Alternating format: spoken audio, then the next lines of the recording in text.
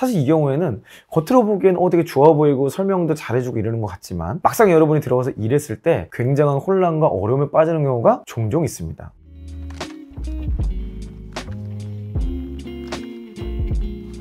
반갑습니다. 네, 오늘은 지인을 통해서 이직을 시도하시는 우리 형팬분의 사연입니다. 규모가 크건 작건 지인을 통한 추천 채용이 점점 대세로 이어지고 있는 것 같아요. 공채 방식으로 진행하는 것은 더 이상 신입도 진행을 하지 않고 있죠. 경력시장에서 수시 채용은 사실 당연한 거고 그 안에서도 내부 직원의 추천을 통해서 이동하는 경우가 적지 않습니다. 스타트업이나 중소기업 같은 규모가 작은 곳이라면 지인 추천을 통해서 이동하는 경우가 굉장히 빈번하고요. 특수직무나 전문직이라고 말할 수 있는 업종일수록 내부 추천을 통해서 이동하는 경우가 굉장히 많습니다. 오늘 우리 형팬분의 사연을 통해서 지인 추천 채용에 대해서 주의해야 될 것, 또 담당자나 진행하는 과정에서 꼭 확인해야 될 것이 어떤 건지 알아보도록 하겠습니다. 형팬분의 사연을 먼저 한번 읽어볼까요?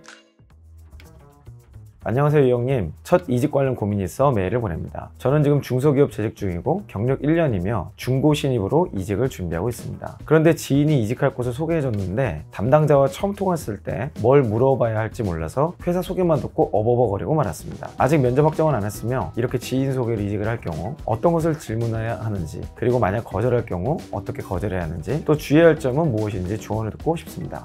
저는 채용팀, 인재개발팀장, 법인 인사팀장 이런 것들을 하면서 경력 채용을 정말 많이 봤어요. 근데 가장 신뢰할 수 있고 가장 좋은 방법이 뭐냐 했을 때 지인 추천이더라고요. 여러분들께도 지인을 통해서 추천 채용으로 이직하는 것을 적극 권면드립니다. 공채나 수시 채용 방식으로 지원할 수도 있고 헤드헌터나 서치펌을 통해서 추천을 받아서 아마 오퍼를 받고 들어가실 수도 있을지 모르겠어요. 근데 가장 확실하고 만족도가 높은 채용은 분명히 지인의 추천 채용입니다. 자, 지인의 추천 채용으로 좋은 점이 몇 가지 있어요. 첫 번째는 알고 지원할 수 있다는 겁니다. 사실 신입 채용에 대해서는 나름 회사에 대해서 소개도 하고 질의응답도 하고 인사 담당자가 이런 방송도 이런 게 굉장히 잘 돼 있는데 경력은 그렇지 않은 경우가 굉장히 많죠. 또 대부분 수시 채용으로 진행하기 때문에 아마 정보에 대해서 주기적으로 정보를 오픈하거나 소통을 하거나 이런 창구가 없을 거예요. 그래서 굉장히 어려운 점들이 많은데 지인이 그 안에 이미 근무를 하고 있다면 지인에게 많은 걸 확인하고 지원을 할 수 있게 됩니다. 이때 알 수 있는 것들이 회사의 내부적인 상황이죠. 사업의 성장도라든지 최근에 어디에 투자하고 있고 어떤 것들을 도전하고 있고 조직의 변화는 어떤지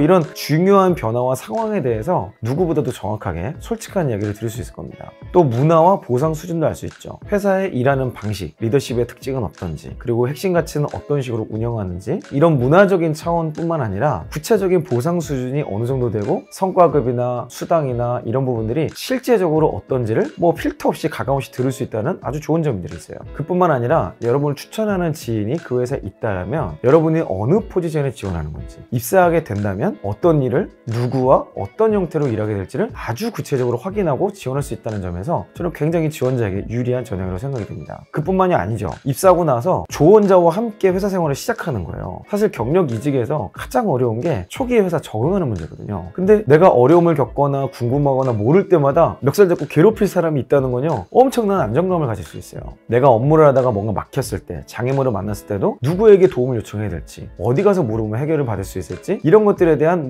정답까지는 아니어도 가이드라인 정도는 받을 수 있다는 데서 저는 추천 채용이 가진 메리트는 충분하다고 봅니다. 자, 근데 이 과정에서도 주의할 점이 몇 가지 있어요. 제가 인사팀장으로서 추천 채용을 의뢰했을 때도 실수했던 적이 있어요. 아마 그 경우가 뭐냐면 지원자를 잘 모르는 추천 채용 경우에 문제가 있을 수 있습니다. 그러니까 평소에 잘 몰랐어요. 그리고 여러분과 관계가 없이 지내던 사람이 갑자기 연락 와서 우리 회사에 이런 포지션이 갑자기 떴는데 한번 지원해보지 않을래요? 이런 경우 주의해야 됩니다. 여러분이 입사하고 나면 그분은 바로 퇴사할지도 몰라요. 또 그분이 여러분을 잘 모르잖아요. 그러니까 강점이나 성향이나 현재 상태 같은 거를 잘 모르고 그런 이해관계 없이 그냥 회사만 생각하거나 부서만 생각하거나 일만 생각하고 그냥 추천하는 경우가 있다는 거예요. 사실 이 경우에는 겉으로 보기엔 되게 좋아 보이고 설명도 잘해주고 이러는 것 같지만 막상 여러분이 들어가서 일했을 때 굉장한 혼란과 어려움에 빠지는 경우가 종종 있습니다. 그리고 스타트업처럼 갑자기 성장하거나 신규 조직을 막 만들어야 될 경우에 일단 아는 사람이니까 여러분을 막 이렇게 추천을 했더라도 막상 들어오고 나서는 평가자로 돌변하는 경우가 있어요. 그런 사람들이 저한테도 이런 핑계를 많이 대더라고요. 아니 예전 직장에서 이 사람 일 잘했는데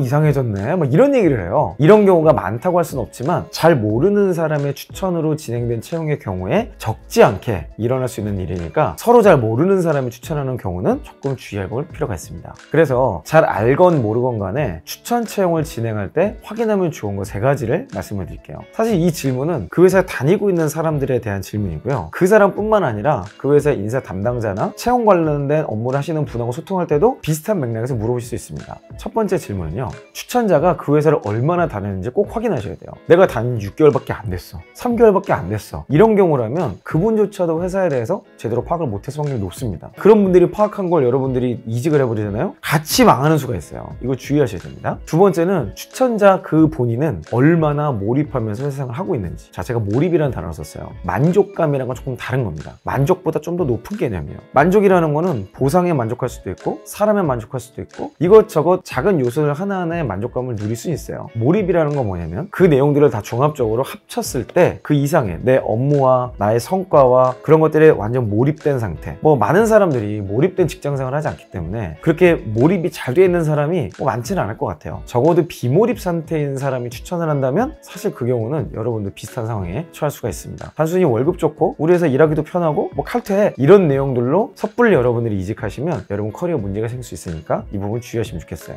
그리고 마지막으로 추천자에게 당신은 언제까지 이 회사 다닐 겁니까? 이런 질문 해보시면 좋습니다. 금방 나갈 사람이면요, 이유가 반드시 있는 거거든요. 여기에 얼마나 오래 다니고 이 안에서 어떤 성장을 하려고 하시는지 이런 내용들을 종합적으로 들어보고 당신이 보기에도 비전 있는 곳이냐, 당신이 나라면 이런 선택을 하겠냐 라는 것들을 물어보면 됩니다. 우리 형편분의 질문은 담당자에게 어떤 질문을 해야 되는지 모르겠어요 라고 질문하셨는데 사실은 담당자보다는 여러분을 추천하시는 분과 먼저 소통을 충분히 하시길 추천드려요. 담당자는 이미 행정적인 진행을 하려고 여러분께 연락을 드리는 거예요. 그 사람에게 물어볼 내용은 일반적인 채용 담당자에게 질문할 거랑 똑같습니다. 포지션이 어떤 것이고 나를 왜 뽑고자 하는 것이고 뭐 이런 것들을 물어보면 충분히 여러분이 궁금하신 것들을 답을 얻을 수 있겠죠. 자, 근데 중요한 건요, 인사 담당자나 채용 업무를 하는 사람은 회사에 있는 속속들이 중요한 내용들을 솔직하게 이해해주지 못하는 경우가 있어요. 왜냐면 여러분에 대한 이해도 없고 상호 신뢰가 없기 때문이죠. 그래서 여러분에게 추천한 사람과 훨씬 많은 비중의 이야기를 나누시고 그 맥락에서 확신을 가지고 지원하시는 것이 가장 좋은 방법이라고 말씀드리겠습니다. 지인 추천이다 보니까 아닌 것 같다는 생각이 들 때 거절하기가 조금 어려워요. 그럴 때는 내 기준을 명확하게 설명하는 게 좋습니다. 지인이기 때문에 우우해서 그냥 그 회사 잘못 들어가잖아요. 오히려 인간관계도 깨지고 커리어도 깨지고 다 깨질 수 있어요. 차라리 여러분이 생각하시는 몇 가지 기준을 명확하게 말씀하시고 거기에는 맞지 않아서 지금은 이직하기 좀 어려울 것 같습니다, 감사합니다 라고 감사 표현과 함께 잘 거절하시면 저는 인간관계도 지키고 여러분의 커리어도 발전시킬 수 있지 않을까 생각이 듭니다. 자, 여러분의 커리어는요, 연봉 몇백 몇천에 왔다 갔다 하는 그런 게 아니에요. 시간이 지나면 여러분의 정체성, 여러분이 어떤 사람인가를 결정하는 굉장히 중요한 요소입니다. 지인과의 관계까지 고려했을 때 여러분의 기준에 맞고 여러분의 확신이 있을 때만 이동을 하시길 추천드릴게요.